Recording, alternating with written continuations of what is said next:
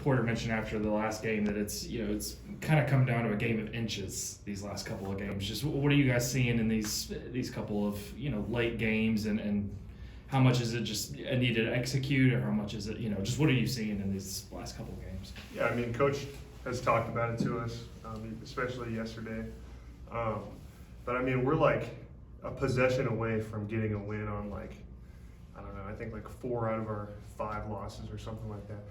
And so, I mean, if we can change the outcome of some of those games, then we'd be a top 25 team. And so we're good enough to compete with every single team in the nation. But it just kind of comes down to the last 4 minutes of the game, getting stops and playing defense. Coach gave us a stat, and it was like he just showed us like how many points per game that opponents are getting on us in the last 4 minutes of our games and in our losses. And I mean, it's just kind of brutal to look at those stats and kind of see it in person. So I mean, that's just kind of the main thing that we've been focusing on is trying to defend in the last 4 minutes, and we got to clean that up. Go to Eli. Tanner, you talk about those last 4 minutes, and then you can talk about execution and making the right plays. But as one of the leaders on this team, knowing the schedule you have ahead, probably a lot of close games, how do you convert knowing what you've got to do with this group into doing it in the moments that matter? Yeah, I mean, we can hang our heads, we can do this and that, but in all reality, we got 17 more conference games left to play, and that's more than enough to get a ton of resume wins come March.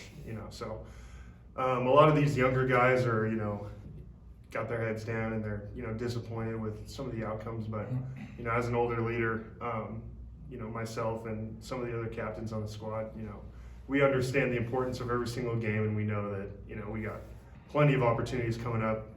This Texas Tech game is a massive opportunity, and then we got Kansas. I mean, every single game is going to be like a quad 1 win. So we have plenty of opportunities, and we're not really too worried about it. We know that we can go win these games, and like I said, we're like 1 possession away in a lot of these games. So I mean, it's just a matter of tightening some screws when it comes to the defensive end at last 4 minutes, and then we'll be right there.